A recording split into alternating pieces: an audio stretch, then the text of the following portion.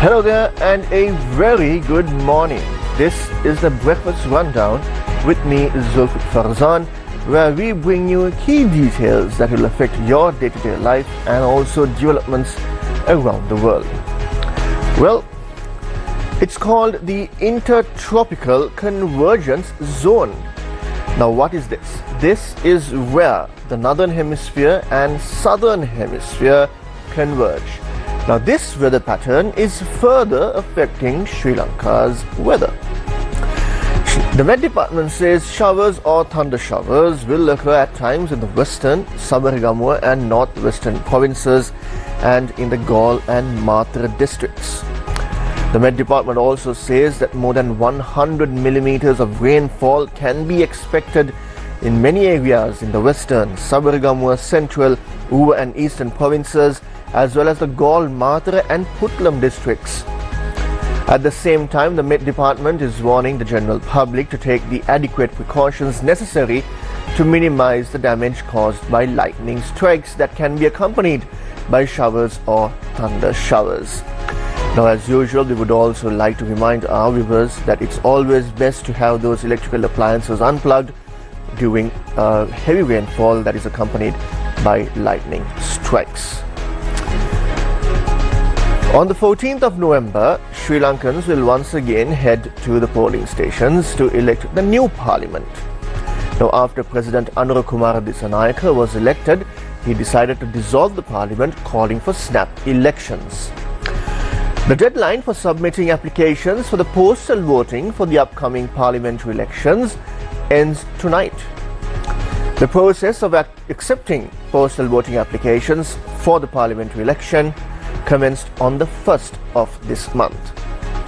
Commissioner General of Elections Saman Sri Nayaka, speaking to Newsfirst, said that government employees who have not yet submitted their postal voting applications must ensure the applications certified by their respective heads of department are handed over to the returning officers in their residential district by the end of today, and thereby there will be a process to see if these government employees are eligible to exercise their franchise by postal vote. In recent days, a topic of discussion among netizens across social media platforms was the security being provided to former presidents of Sri Lanka. There were claims being made that certain security details have been withdrawn. Now, a decision has been made by the review committee on security provided to VIPs to reassess the security arrangements being made for former presidents. Acting Inspector General Priyantha Weerasurya said that the security arrangements will be made following a reassessment of the threats faced by the former presidents of Sri Lanka. Until then, the existing security details will remain unchanged. Acting IGP Weerasurya also addressed rumors regarding the withdrawal of security for former President Ranil Wickremesinghe, clarifying that these claims are baseless and false. Yesterday, the World Bank and the government of Sri Lanka signed an agreement on the second Resilience, Stability, Economic and Turnaround, or RESET, development policy operation project for $200 million. Now, this is the second operation in the two-part series that began in 2022. The first operation, totaling $500 million, was provided in two separate tranches of $250 million each in June and December last year. The second RESET DPO aims to support reforms that improve economic governance, enhance growth and competitiveness, and protect the poor and vulnerable, while helping build Sri Lanka's resilience and fostering an equitable economy. This operation focuses on improving economic governance to create stable macroeconomic environment and restore investor confidence through key reforms in the country. Now, these include enacting a new Public Debt Management Act to better inform borrowing decisions, implementing tax administration reforms to boost revenue, and addressing financial sector risks by tightening single borrower limits and improving mechanisms for resolving non-performing loans. To improve the living standards and boost private sector development, the operation includes amendments to the Telecommunication Act and a new Electricity Act to improve services in these markets, as well as measures to enhance export competitiveness by phasing out para-tariffs and lowering custom duties. At the same time, the Asian Development Bank has also committed to enhancing Sri Lanka's tourism and energy infrastructure. Sri Lankan President Anura Kumara Dissanayake met with Takafumi Kadono, the permanent representative of the Asian Development Bank in Sri Lanka, yesterday at the President's office. Now, during this meeting, the President had learned that the ADB has agreed to provide financing for the development of Sri Lanka's tourism sector, energy sector and small enterprise sector. Takafumi Kadono emphasized that all existing agreements will continue to be implemented as planned to support the economic development of Sri Lanka. The ADB also committed to provide the necessary resources to enhance the tourism sector and improve infrastructure in the country. Kadono expressed his agreement for a request to support for developing the tourism industry in the northern region.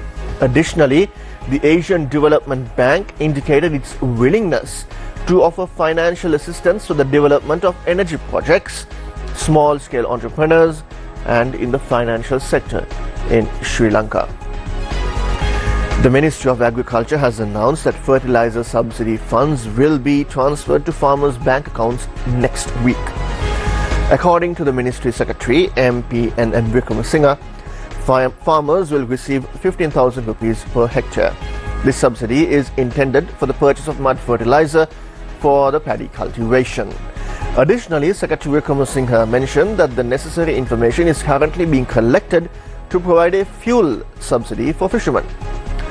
The subsidies will include Rs 25 each per litre of kerosene and diesel. Once the information collection is completed, the funds will be disbursed to the fishermen's accounts. Furthermore, the Ministry of Agriculture has decided to release water for the Maha season cultivation starting from the 15th of this month. Now, back in 2020, a matter of controversy surrounded Kurunegala. That was the demolition of a Raja Sabha Mandapa, which is also a assembly hall dating back to the ancient Kurunegala era, reportedly believed to be built by the ancient king Bhuvanekabahu. The Department of Archaeology has announced plans to reconstruct the historic Bhuvanekaba Royal Assembly Hall in Kurunegala, which was previously demolished. Professor Thusita Mendes, the Director General of Archaeology, speaking to Newsfirst, stated that approval from the Municipal Council is required for the reconstruction work, as the site is also owned by the MC.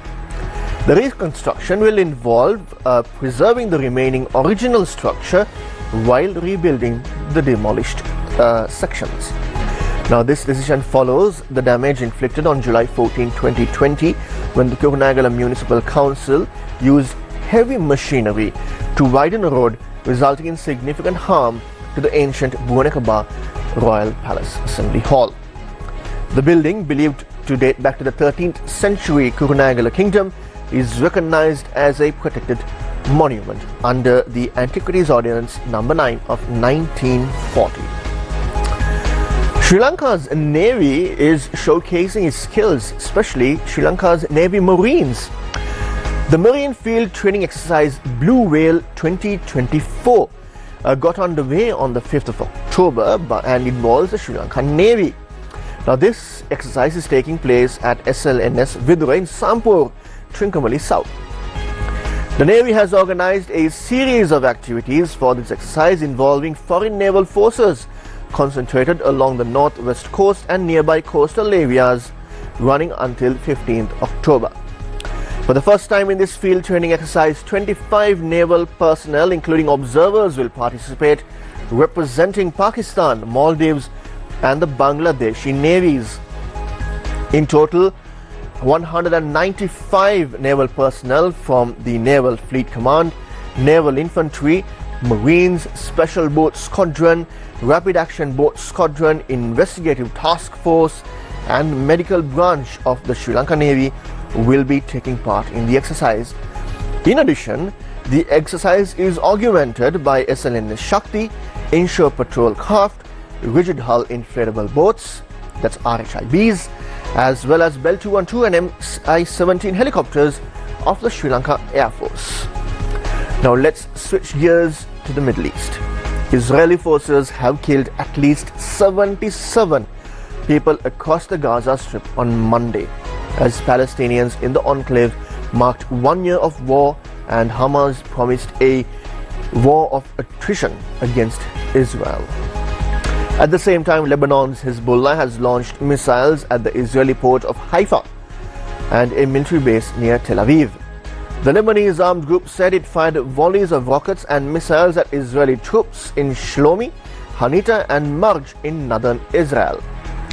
The launches came shortly after Hezbollah claimed a missile attack on Israel's Glitot base near the central Tel Aviv, which is home to Intelligence Unit 8200. Israel's military continued to bomb the southern suburbs of Beirut and other locations in Lebanon on Monday. It also issued evacuation warnings in Lebanon for anyone near the coastline from the Awali River southwards. At the same time, a group of UN human rights experts have reiterated their call on all warnings parties in the Middle East to immediately cease hostilities in a statement marking 1 year since the war. The group said Hamas's attack on Israel and Israel's ensuing war on Gaza constitute war crimes and called on the international community to investigate these grave violations and ensure full reparation for victims and their families. Now, you might be wondering, the United States is a key ally of Israel, and how much have they funded over this period since the war started last year? Now, according to a new report, US spending on Israel's military operations and related US cooperation in the region total at least $22.76 billion and counting.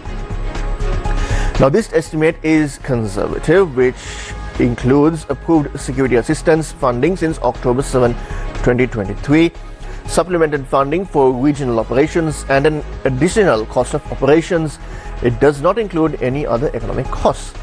Now, this figure includes the $17.9 billion the US government approved in security assistance for Israeli military operations in Gaza and elsewhere since October 7th, substantially more than in any other year since the US began granting military aid to Israel in 1959. Now, moving on to sports. The ICC every month announces a short list of nominees for the Player of the Month. Now, for the men's edition, 3 players have been named for September, and among those 3 are 2 Sri Lankans. In a remarkable month filled with international cricket, the ICC unveiled the contenders in the September Player of the Month awards. Sri Lankan cricketers Puvat Jayasuriya and Kamindu Mendis have been shortlisted alongside Australia's Travis Head.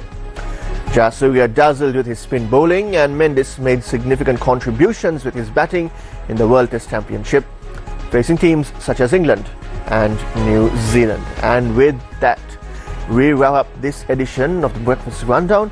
But don't forget to follow us on our social media handles on Facebook, Instagram, X, TikTok and YouTube. And also, for all the latest stories, visit www.newsfirst.lk. That's our award-winning website. Until I see you again tomorrow, same time, same place. Take care and God bless.